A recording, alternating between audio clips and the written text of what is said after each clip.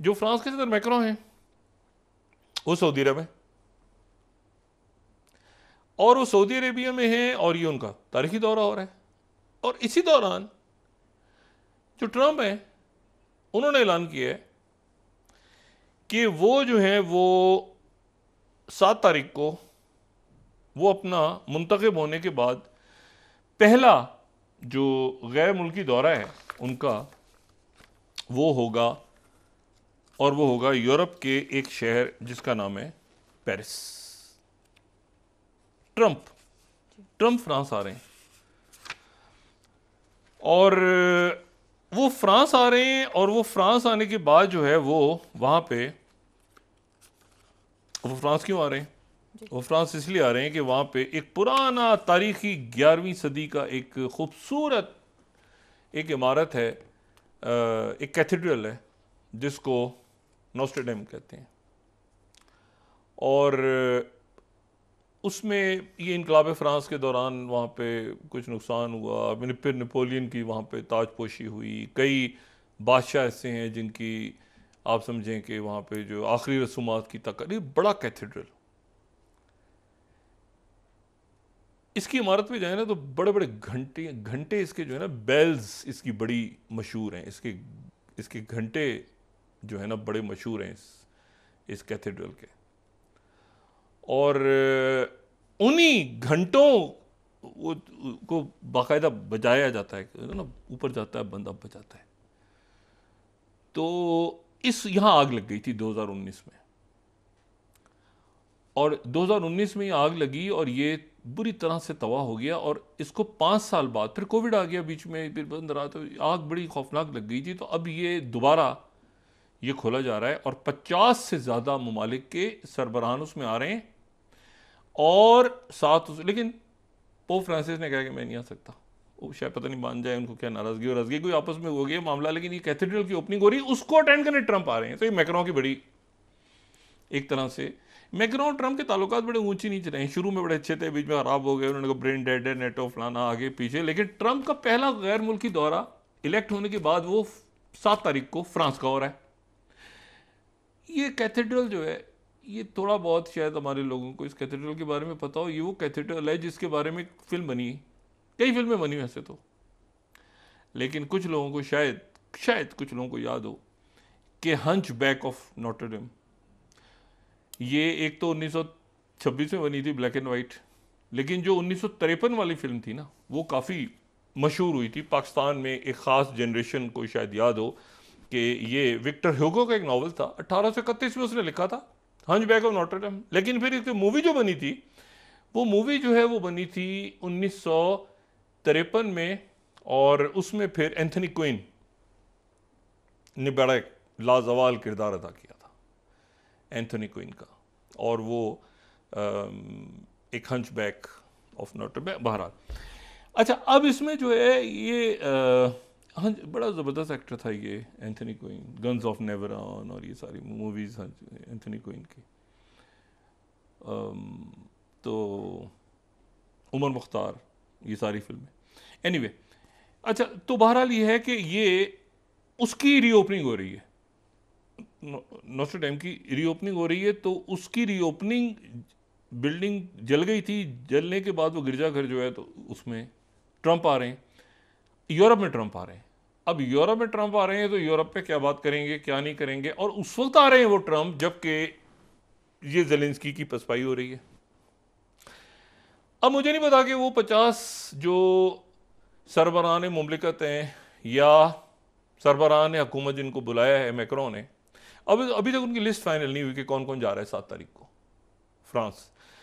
और मुझे ये भी नहीं पता कि उसमें ज़ेलेंस्की को बुलाया कि नहीं बुलाया, क्योंकि ज़ेलेंस्की तो सबको कोई वो नहीं मरते हुए पहुंचेंगे हर हाल में ट्रंप तक, और चाहेंगे कि उन्हें कोई बात हो जाए। क्योंकि वो ये जो उनका एक आया है ना कि मैं अपनी सरजमीन सरेंडर करने पे तैयार हूँ अगर नेटो की फौज आके बैठ जाए, मतलब एक तरह से सरेंडर है ना। ये बड़ी ख़तरनाक सूरत हाल है कि भाई ये जो है, और वो मतलब ये तो किसी भी तरह से यानी बिल्कुल आप समझ लें कि एक तरह से उन्होंने सरेंडर कर दिया। पुतिन के बड़े एक करीबी दोस्त हैं कॉन्स्टेंटिन मेलोफीव, कॉन्स्टेंटिन मेलोवीफ, ये दुबई में रहते हैं। वो बड़े अमीर कबीर, बड़े, इनको सैंक्शन वैंक्शन अमेरिका के लगे, पुतिन के बड़े करीबी दोस्त हैं। इन्होंने बैक वक्त ब्लूमबर्ग को भी इंटरव्यू दिए और फाइनेंशियल टाइम्स को भी इंटरव्यू दिए, एक ही साथ, एक ही दिन में, मतलब एक ही वक्त में 2 इन्होंने जरायद को इंटरव्यू दिए। और इन्होंने ये कहा है कि रशिया जो है, जो फाइनेंशियल टाइम्स को इन्होंने दिया है, ये कॉन्स्टेंटीन मेलोफीव ने, वो कहते हैं कि पुतिन अलाय प्रेडिक्ट्स कि Russia will reject Trump's Ukraine, जो ट्रम्प का वो है मंसूबा है, ये कैथ केलॉग को ट्रम्प ने अनाउंस कर दिया है ना, नुमाइंदा खसूसी बराए रशिया और कीथ केलॉग को, कि वो रशिया और यूक्रेन के लिए नुमाइंदा खसूसी, उन्होंने कीथ अगर ये मंसूबा लेकर आया है ना, तो इसको घुसने की इजाज़त नहीं मिलेगी मॉस्को में। ज़ेलेंस्की को ओहदे से हटाया जाए, अमेरिका सारी अपने ट्रूप्स वापस करे, ये 2 कंडीशंस होंगी, तो फिर कहीं, और असला भी वापस ले जो यूक्रेन को दिया हुआ है, तो फिर कहीं इसको दाखिले की इजाज़त मिलेगी ये कीथ केलॉग को मॉस्को में। और मैं कोशिश करूंगा कि पुतिन से मिलवा दूं, इसके बगैर तो सवाल ही पैदा नहीं होता कि वो दाखिले की इजाज़त में मिले। तो ये उसने जो है बड़ा सख्त इंटरव्यू दिया, फाइनेंशियल टाइम्स को भी दिया और साथ ही जो है ये उनको भी दिए, ब्लूमबर्ग को भी दिए। अच्छा, इसमें अब इशू ये है कि ये ध्यान में रखें कि पेरिस जा रहे हैं, पहला गैर मुल्की दौरा ट्रंप का मुंतखब होने के बाद फ्रांस का हो रहा है, उस फ्रांस का हो रहा है जिसके सफ़ीर का उन्होंने भी चंद रोज़ पहले ऐलान किया है, और वो कहें चार्ल्स कुशनर। और वो कौन है? जैरेड कुशनर के वालिद। उनको आम माफ़ी देके उन्होंने, तो वो भी यकीन साथ साथ होंगे सारे। तो एक पहली एंट्री यूरोप में हो रही है ट्रंप की, और यूरोप बड़ा अब इंतज़ार करेगा कि वहाँ ट्रंप क्या बात करते हैं, नेटो के वाले से क्या बात करते हैं। जस्टिन ट्रूडो तो मिलकर आ गए हैं ना, अभी खाना वाना खा के आ गए हैं ट्रंप के साथ पिछले दिनों। तो यूरोप इंतजार करेगा कि ट्रंप 7 तारीख को अगर यूरोप का पहला दौरा पहला गैर मुल्की दौरा ट्रंप का बड़ा इंपॉर्टेंट है। उनके साथ कौन होता है, क्या उनके साथ उनके नायब सदर होते हैं, क्या सीए के डायरेक्टर होते हैं, क्या उनके जो है कैबिनेट के लोग सारे साथ आते हैं, कौन कौन साथ आता है, इलॉन मस्क भी होते हैं, कौन, मतलब अभी जो ट्रंप की आमद है ये उस वक्त ऐलान हुआ है जब मैक्रोन सऊदी अरबिया में थे। 3 रोज़ सरकारी दौरा हो रहा है उनको, बड़ा ज़बरदस्त हो रहा है मैक्रोन का। तो फ्रांस एक, अब ये समझें कि यूरोप के अंदर अमेरिका की पॉलिसी, नेटो की पॉलिसी के पहला जो एक वो ट्रंप की आमद है वो यूरोप में फ्रांस में हो रही है। अभी काफ़ी दिन है, 20 जनवरी में। अच्छा, तो सीरिया जो है ये तो मसला रिजॉल्व रशिया करेगा। रशिया, चाइना, अरब ममालिक, ये यहाँ तो जो है ना ये उनका ये स्फीयर ऑफ इन्फ्लुएंस होता है ना, तो वो दूसरे मुल्क बहुत हैं, तो अमेरिका इस पोजीशन में नहीं है कि सीरिया में कोई। लेकिन जो दूसरा मामला है वो ये है कि कहां में इत्तेहादी यून सुक यूएल, जो जनूबी कोरिया, उसके सदर जो हैं वो उन्होंने मार्शल लॉ लगा दी और इमरजेंसी लगा दी शदीद सियासी तनाव के बाद। 2022 में ही मुंतखब हुए थे। साउथ कोरिया के ये सदर हैं। साउथ कोरिया जो एक जमहूरी मुल्क है और अमेरिका का अहम तरीन इत्तेहादी है। अहम तरीन इत्तेहादियों में से एक है ना, जापान और साउथ कोरिया। ये कोरिया जापान के पास चला गया था पहली जंग, ये 1914 वगैरह में ये जापान के पास चला गया था। तो जब सेकेंड वर्ल्ड वॉर ख़त्म हुई और हिरोशिमा और नागासाकी पे बॉम्बिंग हुई, न्यूक्लियर बॉम्ब गिरे, तो उसके बाद इत्तेहादी फौज आ गई कोरिया में। तो सोवियत यूनियन भी तो अमेरिका के साथ था ना, तो सोवियत यूनियन ने ले लिया शुमाली कोरिया और अमेरिका ने ले लिया जनूबी कोरिया। ये कोरिया का जो पेनिनसुला है उसे कब्जा हो गया। जाहिर है जापान की छुट्टी हुई ना, जापान को निकाल के ये आ गए। उसके बाद ये हुआ कि वो 38 पैरेलल, एक फर्जी लाइन दरमियान में। उसके बाद ये हुआ कि थोड़े दिनों के बाद वो शुमाली कोरिया जो है जनूबी कोरिया में दाखिल हो गई फौजें उनकी, वो कोरियन वॉर छिड़ गई और वो फिर 1953 में वो ख़त्म हुई। और 1953 में वो ख़त्म हुई और इस तरह से ख़त्म हुई कि वो आर्मिस्टिक एग्रीमेंट्स जो कहते हैं एग्रीमेंट, तो उसके तहत ख़त्म नहीं हुई, बल्कि ये हुआ कि डीएमजी बन गया बीच में, 2.5 किलोमीटर वसी डी मिलिट्राइज जोन, और उसमें यूनाइटेड नेशंस की कमांड बन गई। और वहाँ पर जो है वो गांव हैं, छोटे छोटे गांव हैं, बहुत बड़ा 2.5 किलोमीटर का जोन, कोई बड़ा अच्छा खासा बफर जोन है, तो छोटे छोटे गांव हैं, लोग रहते हैं।